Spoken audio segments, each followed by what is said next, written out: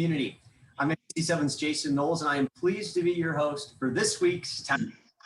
So we are proud to highlight Chicago's LGBTQ plus community for Pride Month in our town halls, and we are asking what is going on in the community, what are issues of relevance, also remembering that the LGBTQ plus community is very diverse, represented by every element of society across race, ethnicity, culture, and religion. There are challenges, however, which are unique to this community. Basic human rights, such as access to healthcare, housing, and employment, not to mention civil rights, are all issues. But there are also amazing individuals, you see them here, and organizations and businesses making incredible strides in highlighting a community which is rich and diverse and has influenced not only our country's culture and history, but the world as well. So we will be talking with some of Chicago's leaders in the business and nonprofit arenas on a number of topics. Some recent laws impacting basic human rights for trans people, legal issues surrounding their protections under the law. We'll talk about concerns about anti-gay hate. Yes, that is still a problem, and programs to help empower victims. But the lesbian community feels heard with the LGBTQ plus community. And we're also going to touch base on that big name change. I did a story on it yesterday, from Boys Town to North Halsted. And in addition, the controversy surrounding current FDA restrictions on blood donations for gay men. So first, what we want to do is go around and introduce all of our panelists. And we're going to start with, and I want all of you to kind of raise your hand, have fun with this as I'm introducing you. Mary Morton is the president of Morton Group, a national consulting firm that celebrates its 20th anniversary in 2021, focusing on clients in the nonprofit, for-profit, and foundation. Mary recently launched her own podcast on nonprofits, foundations, and equity called Gathering Ground. And very interesting to know, too, that prior to this position, Mary was an appointee of Mayor Richard M. Daley, and she served as a director in the Chicago Commission on Human Relations as the mayoral liaison to the LGBTQ community. Next up is Victor Salvo. Victor, hi, how are you? Hello. Co-founder and executive director of the award-winning Legacy Project, a Chicago-based nonprofit cultural education charity focused on highlighting and promoting LGBTQ contributions to world history and culture. And all this is a way to combat the loss of self-esteem experienced by bullied LGBTQ youth. And Diego, how are you? We met. I'm good. How are you guys? Good. We met on a shoot last week, and we wanted to bring you in. Diego Scarzone. He is owner of the Strong Hands Gym, one of the first gym created for LGBTQ community in the now new North Halsted. Diego is of Cuban descent, raised in Miami. He started boxing at 8 and was a junior Olympian and ringside national competitor. Again, the owner of Strong Hands, and you want to have a gym where everybody feels welcome. Absolutely. We have Lasaya. Wade, Lasaya, how are you? Good. Lasaya is the founder and executive director of Brave Space Alliance. Brave Space Alliance is the first Black-led, trans-led LGBTQ center located on the south side of Chicago, offering services for the entire LGBTQ plus community of Chicago. And Lasaya is an open Afro-Puerto Rican indigenous trans woman. All right, finally, we have a big panel here today, and then we're going to start getting into the questions. Avi Rudnick. Avi is the director of Scattered Site Housing for Chicago House, and he is an attorney with the Transformative Justice Law Project. Avi specializes in legal issues impacting trans communities.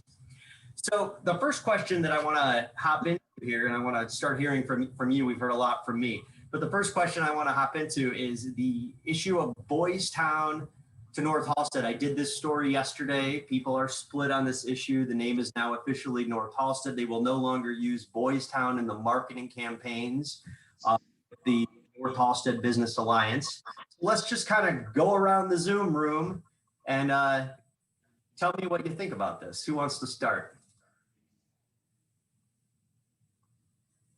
I think you're muted. Everyone can turn mute off, actually. At least once a day that has to happen. No, at least once a day. But thank you so much for the invitation to be here. I think that it was long overdue. This is a name that was exclusionary. Certainly women didn't, figure in that name, nor non-binary folks. And time brings about a change, and it was time for a change. And so it's going to take a while. I mean, I was in something on Monday where people were referring to it still as Boys Town, and it's going to be a while, right, before that name really takes hold. But I think it's past time and absolutely appropriate to change it. And I really believe when you know better, you do better. So, yeah. Okay. Who else? Diego, I know I talked to you about this issue. Him? Yeah, I kind of to piggyback on what you said, as time changes, I think it was a necessary change that needed to be made to include everyone. Boys Town is obviously geared towards just male. So I think that was about time that we all made everyone feel as a community and inclusive instead of excluding the rest of the LGBT community. So I definitely think what they did was definitely needed. And I definitely think it was something that needed to be done. So I have no issue with it at all. So I definitely think it was something that needed to be done, and it was about time. Victor, how about you? What do you think about the name? Oh, go ahead, Messiah. I think it's wonderful that the name was changed, but I also think that we need to also have a conversation around the gentrification that has happened in the area. I think it would have been really nice if we had an inclusion name around, explicitly if we're talking about the LGBT population that is going into that area, right? And when you heard Boys Town, you heard this is a gay area in particular ways. So it was semi-inclusive already, but it wasn't when we talk about other genders. But the reason and the main focus of why the name was changed to North Halsted is because of the gentrification that has happened and has been happening in that area for the last few years. So I would have been happy if it was like the Rainbow City or something like that of that nature.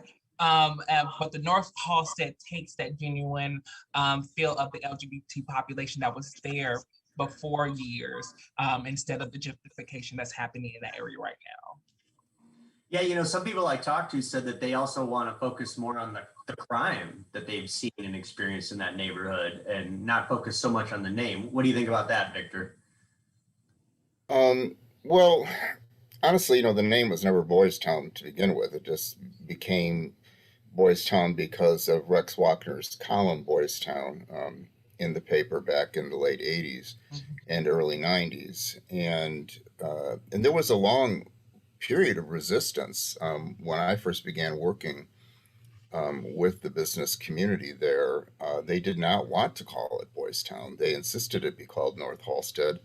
It's the reason why on the rainbow pylons there, the word North Halsted is on there and not Boys Town, because they insisted that it was North Halsted. And the decision to kind of give in to the marketing piece just came about because the nickname just stuck, and that was what people called it, no matter where they were from. And that's probably going to be the case for a while. I and a lot of people like me really sort of blanched at the beginning. I was like, because there's more than boys here. And it kind of always bothered me. I'm grateful that the name changes has happened, but to be perfectly honest, this community has so many things that it has to deal with.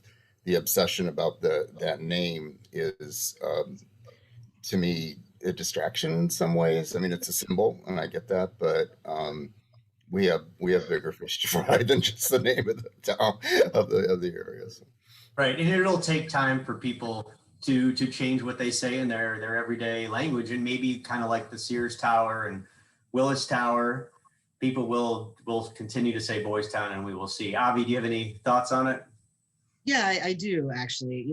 I grew up in Chicago, and so I remember being, a young person in the 90s and hearing about Boys Town and being a young queer person before there was, GSAs and sagas and whatever in schools. It felt like a place where I could maybe go to find some, safety. But as a young person that at that time I was socialized as a woman, I'm a trans person. I didn't necessarily feel like there was a place for me in Boys Town, actually. But you know, to speak to what Victor was saying, and what so many others have said, it actually wasn't always all for cis men. Like there used to actually be a bar there called Girl Bar that closed down. There's actually no spaces in Chicago anymore, really. Well, I think there actually is a bar that just opened. That is, yeah, in Andersonville, I think, or in the Andersonville area. But for so long there wasn't, and so I think, you know, changing the name, kind of what Lisaya was saying, is great. But I actually think that exactly what Lisaya was saying, that it's really more about gentrification, and it's taking away some sort of queer identity from the neighborhood. So even though it's, you know, it's more, it doesn't have an exclusionary name now by calling it Boys Town, it's not actually like somebody who doesn't know the area wouldn't be able to identify it as queer. A young person wouldn't know to go there. And I did feel like there was a store I could go and I could buy Pride things, like when I was, you know, in my teens, and I knew that that was a place I could go, and maybe I wouldn't be able to identify that now. I also wanted to speak to what you brought up about the crime piece, because I feel like there is a very racist history in that neighborhood of criminalizing Black and brown young people. And it takes me back to when there was the Take Back Boys Town movement, I would say, which was one of the most disheartening moments for me as a queer person who was raised in Chicago, where I really saw visible white supremacy being perpetrated by members of the gay community in that neighborhood, and really saying horrible things about young Black and brown queer people that were coming to that neighborhood for a safe space. And so I feel like talking about crime in that neighborhood is really complicated, because it, to me, feels rooted in making an environment that is actually not welcoming for all queer people. Yes. Like it was the place where people went because there was nowhere else to go, and then they were criminalized for being there. And so I think talking about crime in that neighborhood is really complicated. Right, and in all fairness, there's a crime problem all over Chicago. All over. Right. I was just kind of reflecting what some people were saying, and you know, their opinions, people who were on the street, and that's what they thought, and you know, people who live there. Everyone has their own opinion. But I do think it's going to take time for people to actually switch over. And I actually brought up that point that you've all made and you've all touched upon a little bit in my story yesterday. And in the stand-up, I said, well, what about Rainbow Town or Pride Town? Or I mean, something, obviously, so gay people, LGBTQ people can identify and have a safe place. And two, just something more fun and creative, right?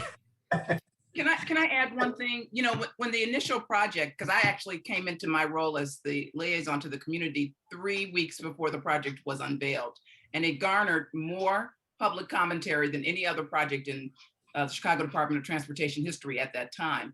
And people from all over the country had something to say about potentially having those pylons there, when it was something that was happening in every community around the city. There's a large Puerto Rican flag on Division. I mean, it was supposed to be something culturally appropriate for the community.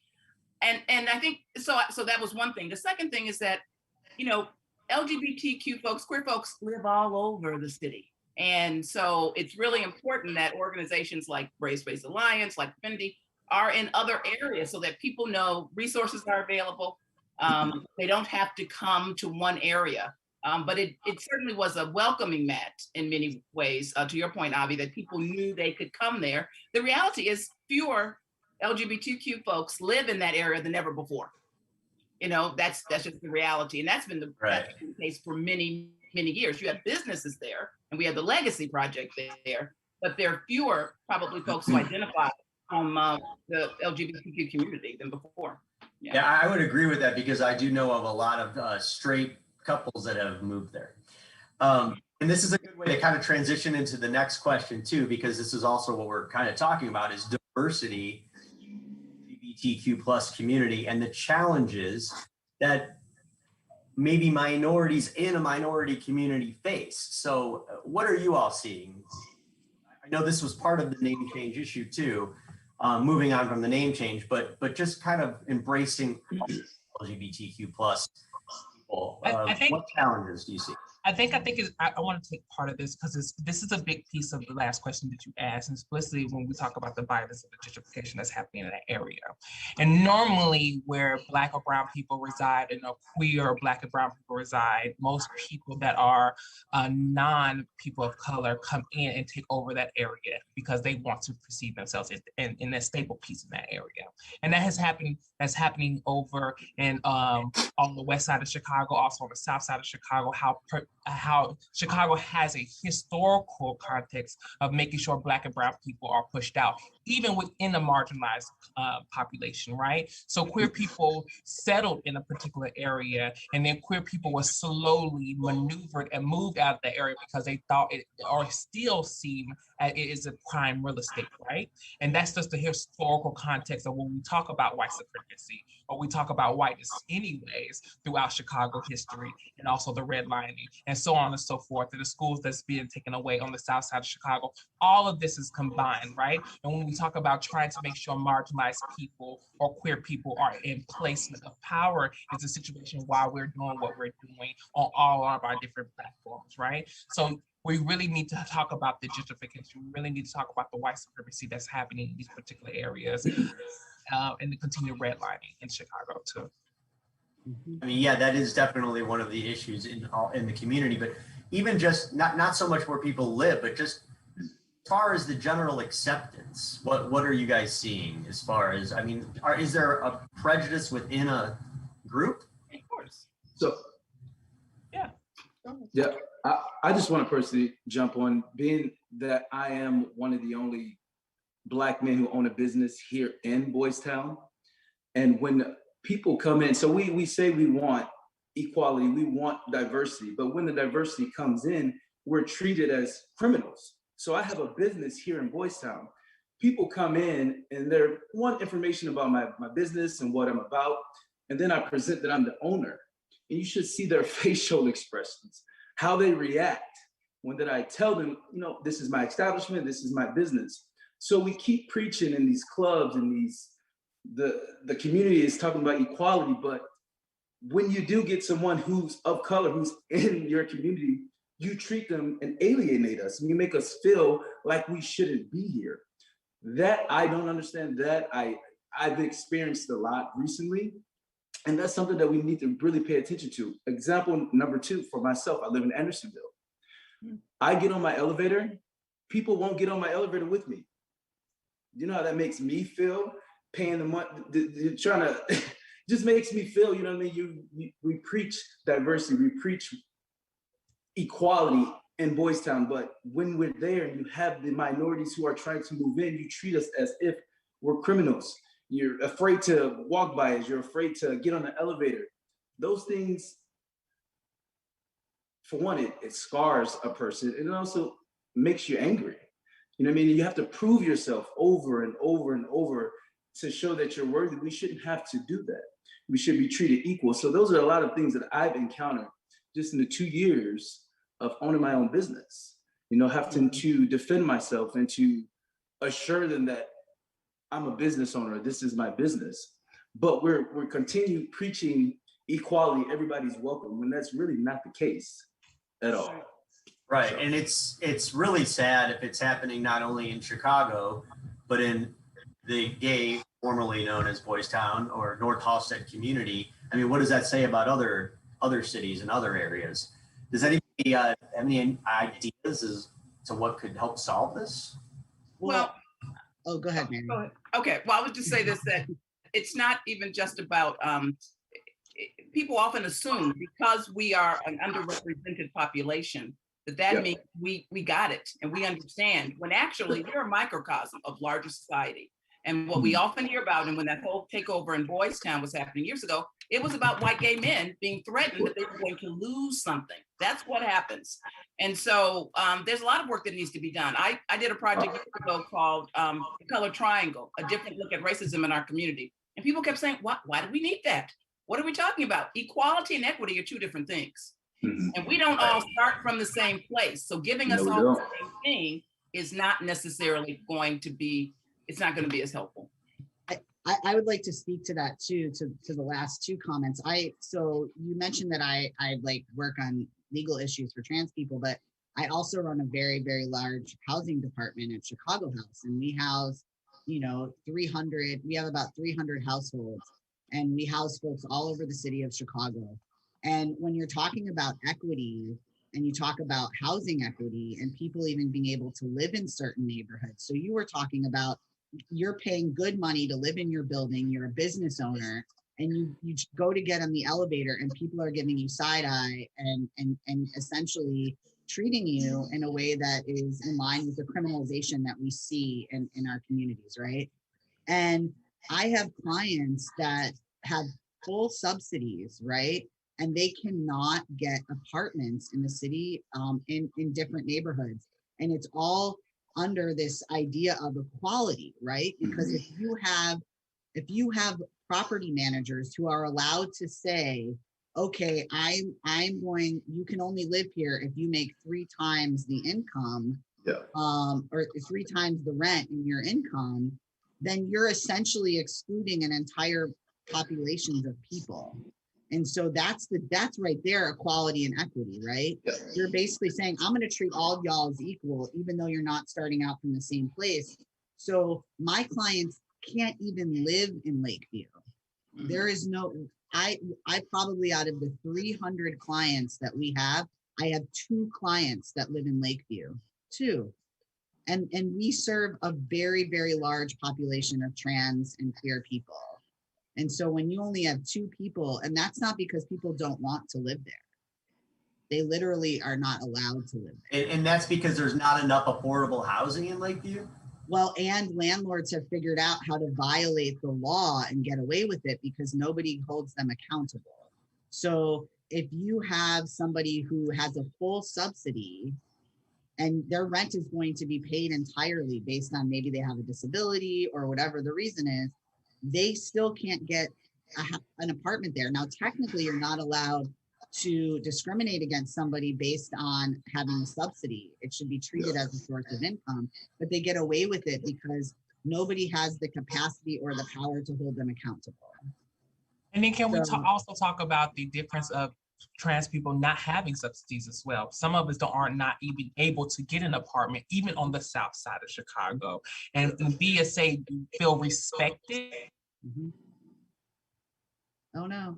And not only feel like we're going to be abused, because there are some cases on the south side of Chicago that the landlord will say this is a trans person that's living in this apartment and throws a point of violence towards them in a particular manner, and how they're disrespected through their neighbors and so on and so forth. So there is a complete opposite, parallel to the subsidies, and also LGBT people not even able to, and explicitly BIPOC people not able to get apartments just because they're Black and they're also queer. So there's many cases where trans people are still homeless and still not able to find apartments, even with a subsidies, or also even having a full-time job. And we've also heard the stories of trans people being discriminated against even on apps like Tinder or Uber Eats, where either fellow daters or customers will actually report them and say, we don't want this person serving us or on the app. And for whatever unfortunate reason, they get taken off. We've heard of those complaints. Our sister station WTVD did that story. And then another thing in the news a lot lately has been, the laws and legal actions targeting trans people, especially we're talking about youth in sports and when young people can possibly get surgeries or take hormones. I mean, this is a huge topic right now where the trans community is really being targeted in many of these states.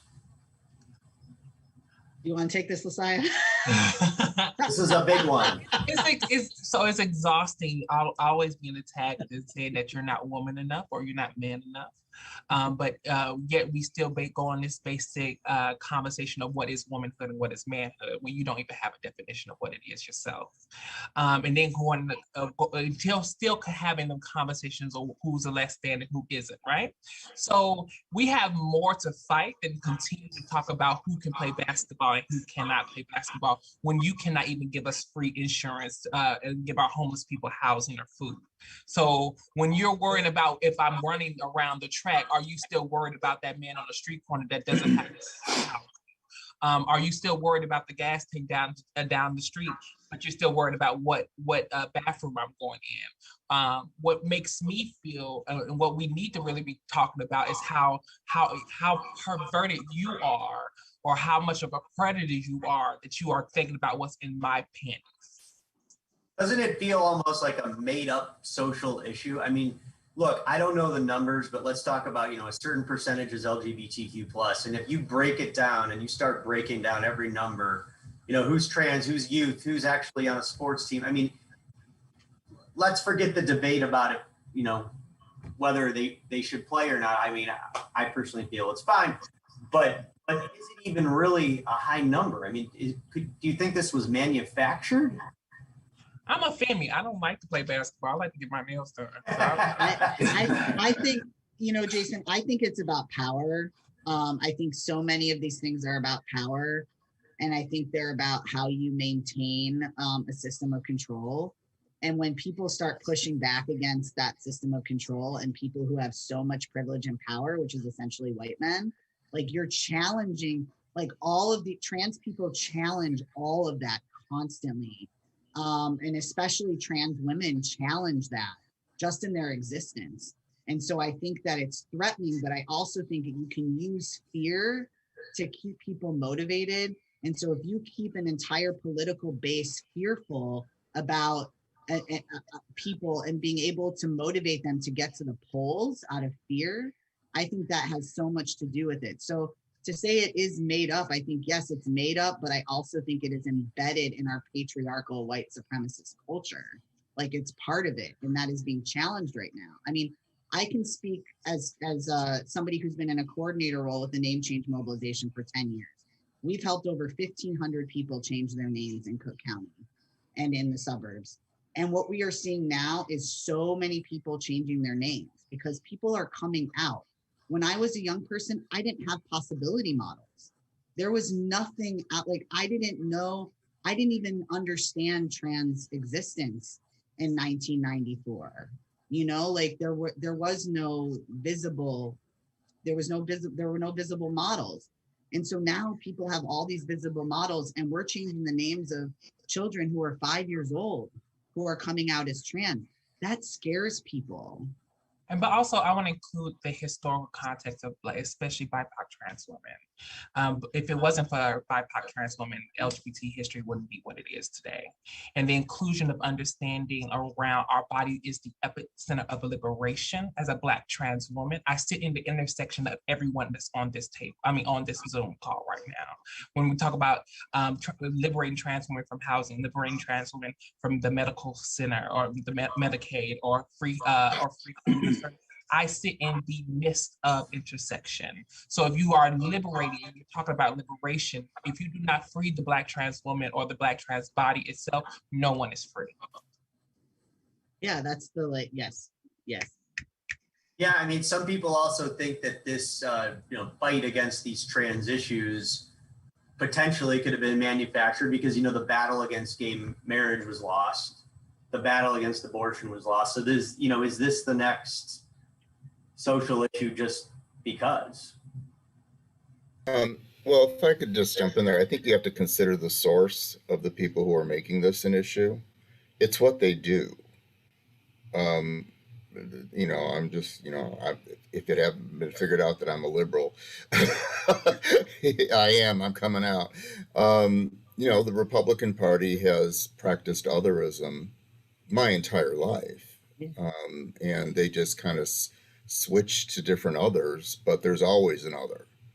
And this just happens to be the new issue right now. And when it ceases being effective, they will find something else to do.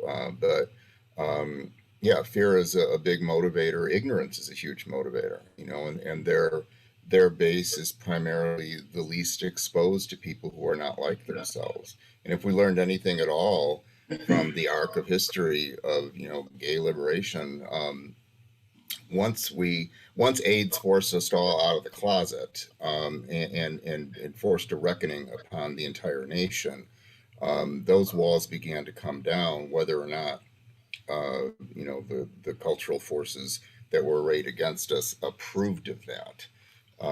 And with now, you'd be hard pressed to find anybody who doesn't know somebody who is queer somehow, some way, whether it's a coworker or a niece or a nephew or whatever. And I think that's the biggest fear that those folks face, because it's not just a loss of power in the traditional sense that we think of political power. It's the fact that they're losing these arguments around the kitchen table too. And another, go ahead. I'm sorry. It's a huge. We are living through the sort of glacial pace of massive social change, and we're just sort of, our feet are stuck in the molasses, and we don't realize how different this world is going to be. Even 5 years from now, when all those little queer kids that are coming out at age 5 start demanding that which we politely ask for. So, and speaking of change, this is something that's actually been quite slow to change. I want to kind of shift topics a little bit and talk about the blood ban. So, beginning of April, the FDA did announce that they were relaxing restrictions on gay men and bi men being able to donate blood. So it's 1 year of abstinence. It's now 3 months. Of course, a lot of people out there that say this is still prejudice. I mean, look, you could also argue a lot of gay men may be safer than other people even because of PrEP. So let's go around. Who wants to jump in on this issue? Well, I want to say real quick that I hate having my blood drawn, so this is one of those things that I have been kind of okay with, to tell you the truth. It is a little scary, yeah. Because they don't use a little old needle to do that piece of it. They use a big old needle. I think I think just to look at it, it's a ridiculous policy. But to be perfectly honest, I haven't actually studied the epidemiology around it, what they're actually using as their data. So I can't speak to it from anything other than just it pisses me off. That's kind of it. But if for some reason there's a statistical model that indicates that not doing so is a threat to the blood supply or something, I know how I would feel if it was, a different kind of circumstance. So I have to, on this level, sort of defer to the experts, but it just seems after all this time, it's still just, in the beginning, it made sense. Now I just think it's kind of stupid. Well, and some say it should be more about, are you in a monogamous relationship and are you engaging in risky behavior? How many heterosexuals are in monogamous relationships? Exactly, and why push or separate someone thinking that they are doing the risky work, right? And to be honest, I want to really look at the numbers and see, are straight people carrying more HIV issues than gay people? Because if you're looking at the numbers and the people that come in and get blood work, who is actually coming in with HIV or STIs that you're looking for, right? So if you're going to sit and push or put a group of queer people in a position that say my blood isn't worthy enough, and therefore you need to give us the numbers of reasons why my blood isn't worthy enough, or actually who is actually bringing in the particular harms that you're actually looking for, right? So it's an automatic prejudice. It's an automatic. We look at you. We don't think that that you are the reasonable person that come in here to give blood. But also, the straight men that do come in there, have they not been asked if they are sleeping with men, or do they get their background history checked around who they're actually really sleeping with? But that's another here nor there around masculinity, anyways. Yes. And I The would, last statistics I heard, more straight men are having sex than gay men are having gay sex than straight men. I would just also add that it would be helpful if, as opposed to, yes, other discriminatory practices being put into place, we would actually address that there is a reason why there's all this talk about ending AIDS in 5 years, now 10 years. That was always only for the white population because it's not flattened out in the Black and brown population. Why? Because of stigma and racism. So why don't we focus on that and leave some of these other ways that continual discrimination occurs? That would be my hope. Yeah. Well, and speaking of HIV and that issue as well, we're going on May 18th, HIV Vaccine Awareness Day, but we're going on 40 years after HIV and AIDS was discovered, and we still have no vaccine. There are trials, but there was a COVID-19 vaccine from 3 approved, and technically 4 manufactured quickly, but 4 years and not anything promising with HIV/AIDS. Now, it is a little bit different, more complex virus. I've seen some reports on that. But, let's just kind of go around and talk about that. Why do we think it's been so long, and is there hope? Go ahead. Because straight white Christian Republicans were not the ones who caught it in the beginning. That's the reason why. Trust me, if they were the ones who had, it would have been cured a long time ago. And right now, it's big business. PrEP and all of these prophylactic drugs that are meant to keep you alive and continue to having sex and make you a permanently addicted person to that medication, which we still don't know the long-term ramifications of being on. That to me is the biggest impediment to it. I understand the science. Trust me, I've been on a couple of boards. I read the literature. I know what you're referring to. But I still get to the point where this actually could have been solved early on, I believe. And I think now there is less and less incentive to do it because that is an entire market base of consumers that would be lost to the pharmaceutical companies which are manufacturing these prophylactic drugs. And making money on PrEP. Is that what you're saying? Yeah, right. And that's, to me, this is the biggest. I have an issue with the fact that research is actually just not run by a neutral agency, that it is a for-profit business. And it has turned pharmaceutical companies into the arbiters of life and death at incredible profit. So, I am not surprised at all that they were able to do this for COVID, and hopefully, since considering that they used many of the research gains that they got from HIV study and testing to actually create the COVID vaccines, hopefully, they will begin to apply their energies in other areas. But this, to me, it's about a business. It's profits and shareholders. And I think what Victor's saying too about the who is actually becoming HIV positive. Now we know that the data is showing that the groups that are becoming HIV positive at higher rates are not communities that have power, right? So they're still Black and brown communities that are being the most impacted by HIV. The communities that have the highest rates of HIV cases are on the south side of Chicago. And so like there is not the same incentive to work towards finding a vaccine, and also what we see is the pharmaceutical companies not just making money off of it, but they have actually become funders of a lot of these services. So it's like it's completely cyclical. It's almost like we as nonprofits, and maybe I'll get in trouble for this, but as nonprofits, it's almost like we're grateful that they're giving us this money, and then they're simultaneously making money off of people being sick, right? And they're making money off of the prevention strategies when we could just be putting all that money into finding a vaccine. Right, but I bet they get a lot less money for the vaccine. I don't know the numbers, but you would think that the cost of the one vaccine every year or two, or maybe you wouldn't even need one every year, would be a lot less than PrEP every day. Right, and as a harm reductionist, we still want people to take PrEP. Like we want people to, absolutely, we want to promote safer practices and to get all the tools out there that are needed, but we're not getting at the root causes.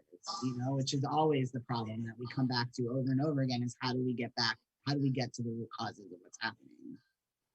Diego, did you want to add any?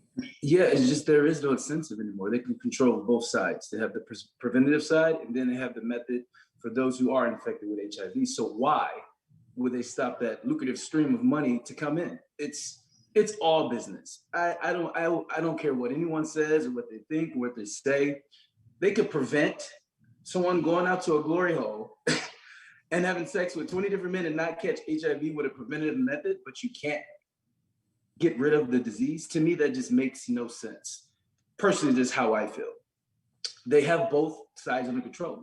They're getting double the money now. So why would they, where's the incentive to stop it at all? And that's just personally how I feel. And when I look at the whole situation, that's what I see.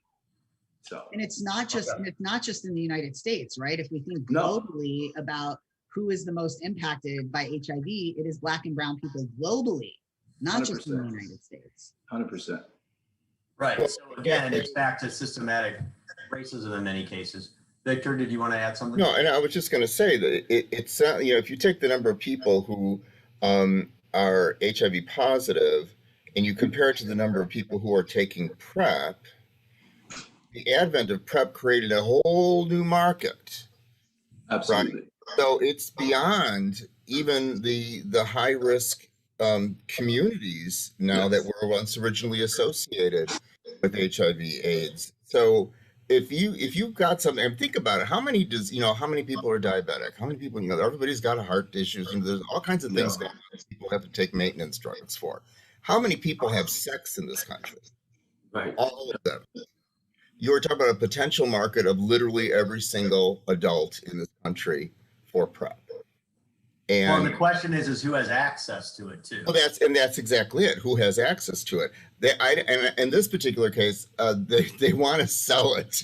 They don't want to give it away because it is a business, and it just the whole thing around that is just really bothered me. And I'm sorry, I'm saying too much, but that's why we're here. We want to hear all these opinions.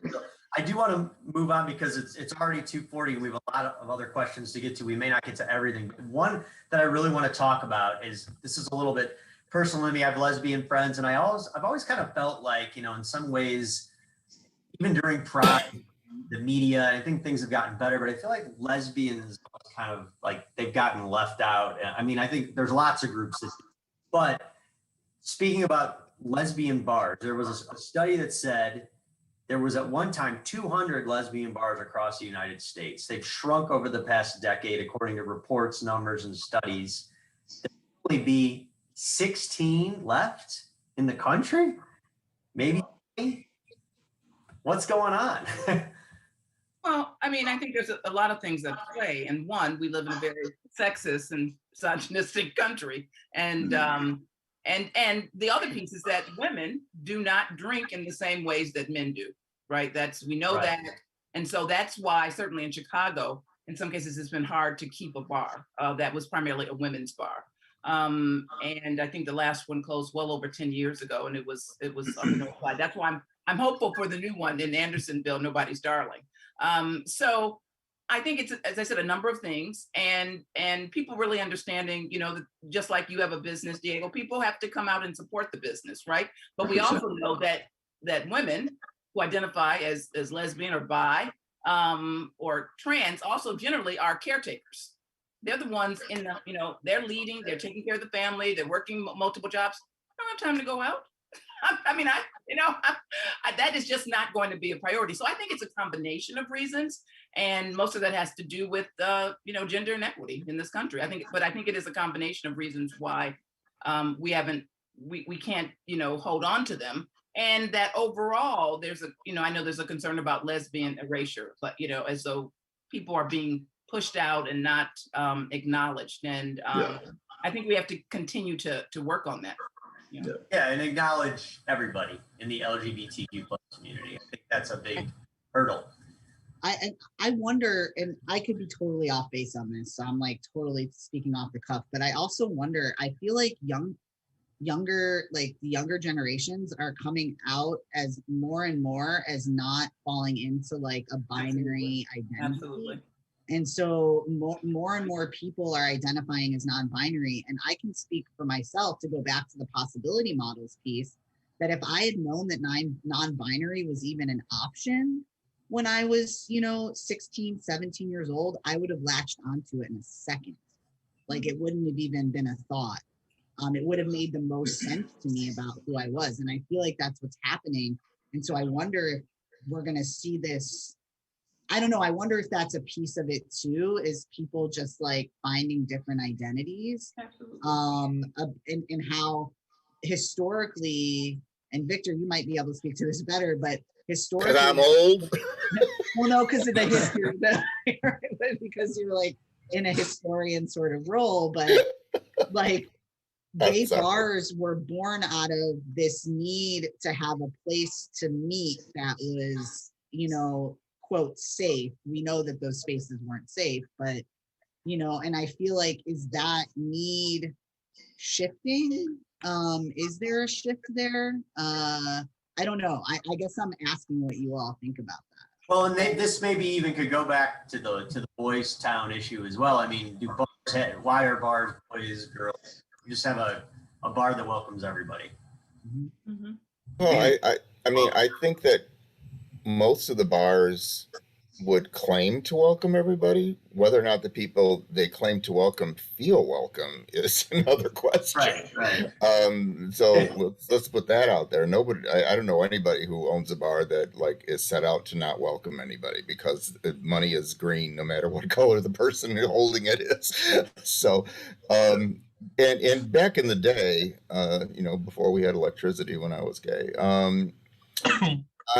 I would say that, you went to the bars because it was safe. You went to the bars basically to get laid. That was the reason to go. And you hung out and you drank too much, and everybody was campy and you had fun, and it was just something fun to do, because the rest of your life was so hard, especially if you were closeted and you couldn't express anything, it just go to work and all that, so bars were a place to blow off steam.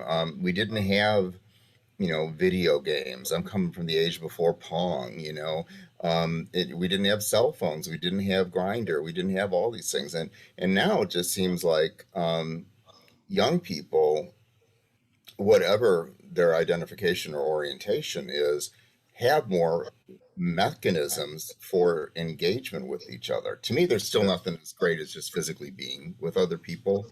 But that's also my generation. I know some young people. This is my beating my cane on the floor moment.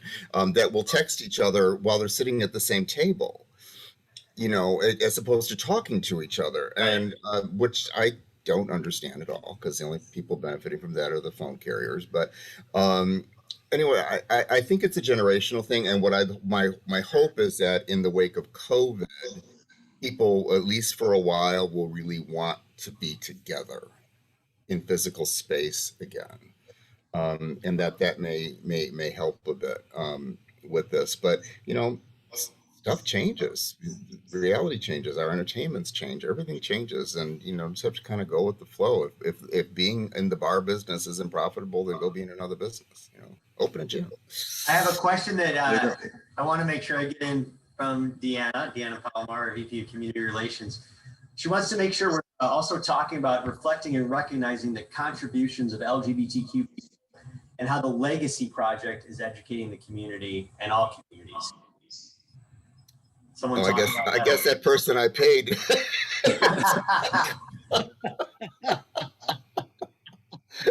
Thank you, whoever you are.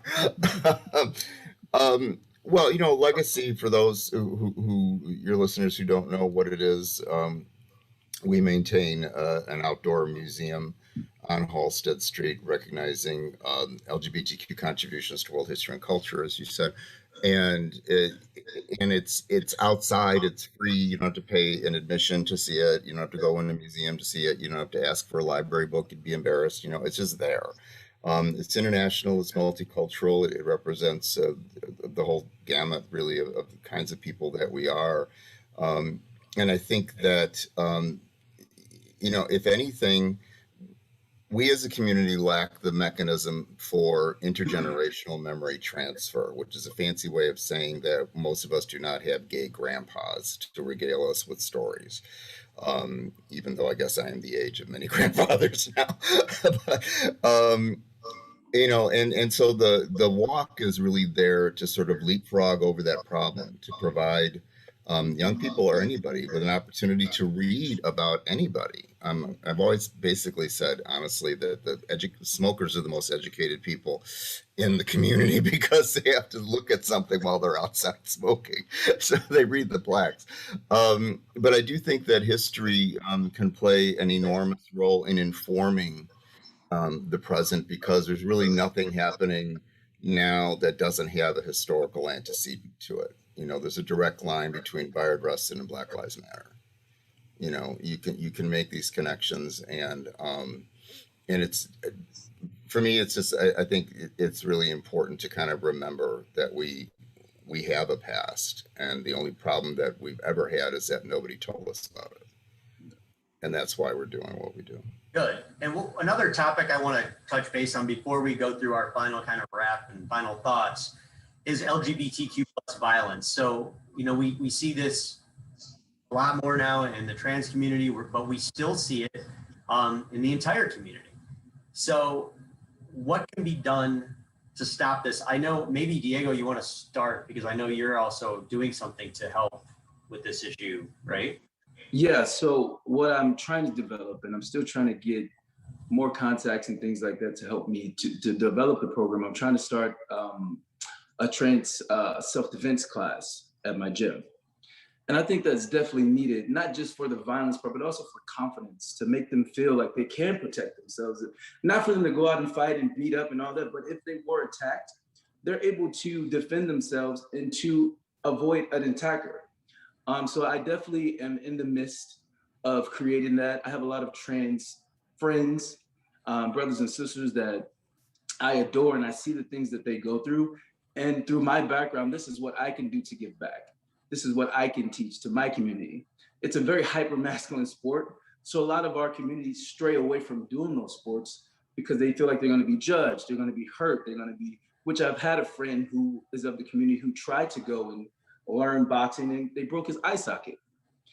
That's purposely done. If you're boxing and sparring with someone, you're not going that hard to break someone's eye socket. So that geared and sparked something in me for many years of what I've been through, trying to be a gay man and be a boxer. I've experienced a lot of things that made me want to open up a center where you can be comfortable. If you want to wear a wig at my gym and put on some heels, maybe put on some heels and come work out in the gym. I want that type of environment because we don't have that. So I'm working on that type of program right now. I got a lot of friends who are really, really waiting on me to stream hit that. So that's something I'm working on, and I think it's very much needed in the community. And that's a big reason why I started my location, is just to create a sense of comfort. Come here, work out, learn how to do personal training, learn how to work out without being judged. But the trans thing for me, because it hit home. One of my good friends, Yanni, I don't know if you guys heard the story about the transgender girl who was killed in Miami by her partner. It really sparked something more for me to really jump on this a little more serious, just seeing all this happen so often. So again, this is just something that I know, this is my background. This is how I can give back. This is how I can teach and give a little bit of myself to create self-esteem, avoid an attack or something. So this is something that I feel can really, really help the community and just bring us together. So that's something that I'm really, really trying to get started. And I really think it's a need for something like the program to be in the community. There's so many programs, kickball teams and things for gay men, but we have nothing for the trans community. So as a program. So I want to jump into that. Even within violence within the queer population here in Chicago is unequitable. And the reason why I say that is when 2 years ago, when a white gay man was fighting off hate crime on the south side of Chicago. I think it was in mid-south side of Chicago. 60 police officers or private detectives jumped on that case. 2 years prior, no, not 2 years, but a year prior to that, we lost a trans woman here in Chicago called Dada. Her name was Dada, and they only had 2 detectives on her murder case. So when we talk about the particular type of violence, we need to talk about who, regardless of your queerness, we have a conversation around your blackness, brownness, or your person of color, right? Because there's still the inequity around that. You're still a white person, and you will be protected by this system, regardless of your whatever we deem that you are out of society's norms, right? So the inequity is automatically there because regardless of what it looks like, the state is still going to come for a BIPOC person. Yeah, the young white gay person walking through Boys Town or North Halsted is not going to get profiled by the police, but a young Black trans woman walking through Boys Town or going to certain locations in or a young Black man who has earrings and tattoos. A young Black man, right? You're still going to get profiled. I deal with it every day living in this community. I get pulled over because of the car I drive. I get pulled over, or I go through these things based off my appearance. My music, my jewelry, my clothes do not define me as a human. It does not define me as a professional. And this is the things that have to be uprooted because all these stereotypes people are still holding on to. And it's actually bringing more damage to the community than people can see. It's the same way we have these clubs. We have Black nights, or we've had all these different nights for Black and brown community, and they're shut down. But let a fight happen outside of Sidetracks or Roscoe's. 100 cop cars are there, and guess what? It's back to normal. Let something happen for a night for us, it's shut down the next day because of an incident. So it does show you the inequality and the things that are what Black and brown people can't get away with in the community that other white people can. And it's sad. We also have the inequality in enforcement. I think it's laws were changed. Go ahead. I'm sorry. I think it's also a conversation of that's not our job as BIPOC people. That is not our job to talk about racism. That is not our job to talk about what your ancestors has placed in place to make sure it works for you and against us. It is our job to tell you what are you going to do to make sure that these laws or the white supremacy that is placed, the patriarchy that was in place over our bodies is going to be dismantled. And this is the conversation that Black and brown Indigenous people have been having these last few years of making sure you know that it is not our job to break that down. It is your job to actually do such because of how it portrays in ways against us for you. So it's very stressful, right? It's very stressful. We continue waking up to see if I'm actually going to make it home because of the prejudice as a Black trans woman or a Black person or a Black queer person or a Black woman lesbian, right? Yeah. So these are the things that we constantly think about when we wake up in the morning of, am I going to be treated because of my queerness or am I going to be treated because I'm Black? Yeah. And which one is going to possibly take me out today? Okay, we have 3 minutes left. But I want to go around really quickly, as brief as you can, each of you. Let's marry the biggest issues facing the LGBTQ community today, if there is one on your topic. Well, I think so much really has to do with racial equity and racial justice. And until we address that, we will not move to these other issues. I think we really have to deal with that and everything else will fall in line. There's something called intersectionality, and we must address a myriad of oppressions, but we've got to start with race. All right, Avi. Mary, you took the words right out of my mouth. I literally was going to say white supremacy, and then you said, so yes, I have nothing to add to what Mary said. Diego. I mean, everybody's on the same page as far as what is a big issue that needs to be uprooted, and it's racial equality here in the community and nationwide. That's something that until that's fixed, we will always have an issue until that's actually taken care of. So, yeah. Victor. Actually, can I add one thing though? I'm sorry. Real fast though, we're running out of time. Yeah, really quick. It's inextricably linked, but I also will say that I think capitalism is a big issue, and I think it's linked to white supremacy. And I think we see that play out in our, that's my opinion. I see that play out in the things that Victor was talking about, right? Around the pharmaceutical companies and all these things. And I think the two are linked. And so, all right, Victor, go ahead. What's the main issue? I completely agree with everything everyone else has said, but just because of what I do, I'm just going to throw out there that it's imperative that we learn about ourselves in school at a very young age, because I think it will help our outlook and our ability to navigate adulthood in a more constructive fashion. All right, Lasaya, real quick, and then we're going to wrap up.